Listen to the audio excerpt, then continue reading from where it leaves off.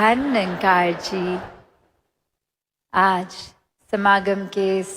चौथे दिन ये भाव सभी के कहीं ना कहीं कि कैसे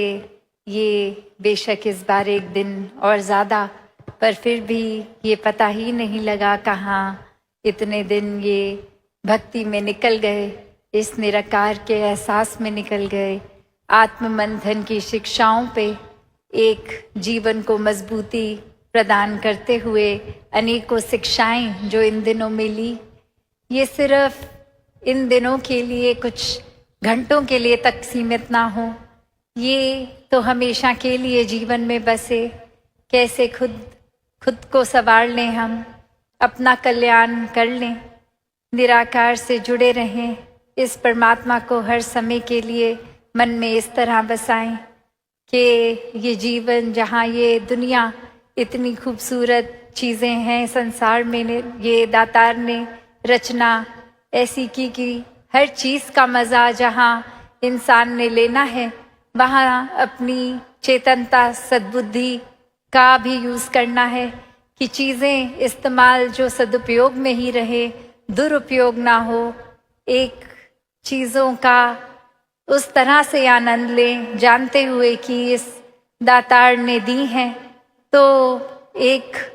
वो जीवन में कितना यूज़ करना है, चीज़ों को यूज़ करना है, अब्यूज़ नहीं करना। कैसे मन की उथल पुथल की ये शांति का एहसास, ये आत्म मंथन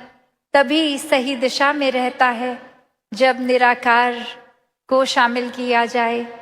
वरना तो ये ठंडक, ये कामनेस, ये पीस आती नहीं। हम कुछ ना कुछ वजह ढूंढ ही लेते हैं दिन में, जो एक थॉट बेचैनी का आ जाता है और फिर बाकी का दिन भी फिर उसी थॉट को पकड़ के उदासी, परेशानी, आंसू। तो कैसे एक जीवन में लेट गो वाली भाव भी आत्म मंथन से ही आएंगे कि जब तक हम किसी चीज़ को पकड़ रहे हैं वो भार हमें ढोना है, पर जैसे ही वो चीज़ छोड़ दी जिस पल में, वहाँ एक स्ट्रेस फ्री हो गए, वो एक तनाव का कारण नहीं रहा, वो भार वहीं का वहीं रिलैक्स हो गए। तो ऐसे ही एक भक्तों का जीवन रहा है कि हर पल में आनंद उठाया जाए। जो एक कठिन घड़ियां हैं उनको, कठिनाई को उन पलों तक ही अगर रखें, अगली घड़ी तक उसका बोझा ना ढोएं, तो कैसे वाकई ही ये मन भी स्थिर हो जाता है, एक सुकून की अवस्था मिलती है। जीवन में हर तरह मेंटली, स्पिरिचुअली, इमोशनली ये ग्रोथ, ये विस्तार होता है, और मन के भीतर ये जर्नी विद इन आत्म मंथन से हर पल में फिर ये सुकून, ये अंदर की हमारी एक ऊर्जा ये और स्ट्रांग होती है। स्पिरिचुअल जर्नी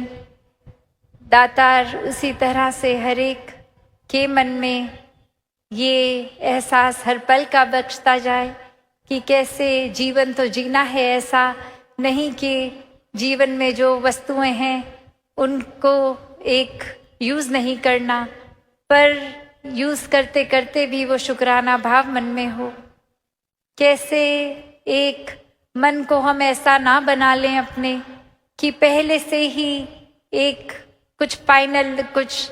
एक सोच बना लें कि ऐसा ही है जैसा हम सोच रहे हैं, दूसरे के नज़रियों को कंसिडर ना करते हुए एक अपनी ओपिनियन उस तरह से एक निर्धारित कर लें। तो अक्सर ऐसे भी नोटिस किया है कि अगर हम किसी के प्रति ऐसे भाव बना लेते हैं कि ये इंसान हमारे बारे में अच्छी सोच नहीं रखता, तो अगर हम किसी कमरे में जाते हैं जहाँ वो इंसान किसी से बात करते करते और अचानक हम एंटर करते हैं, तो वो चाहे वो देखते हैं हम नज़ारा कि वो एकदम चुप हो गए हैं वो दो व्यक्ति, तो सबसे पहली सोच क्या जाती है, ये ज़रूर मेरे बारे में ही चुगली कर रहे होंगे, ये निंदा कर रहे होंगे, और अब सामने में आ गया तो कैसे अब वो अपनी बात कंटिन्यू करें, मेरे सामने तो मेरी बुराई नहीं करेंगे। पर हकीकत क्या है कि ये चाहे वो बिल्कुल अपनी कोई नॉर्मल कैजुअल बात कर रहे हों जो उस इंसान से रिलेटेड भी नहीं है बात, बस कोई हंसी की बात हुई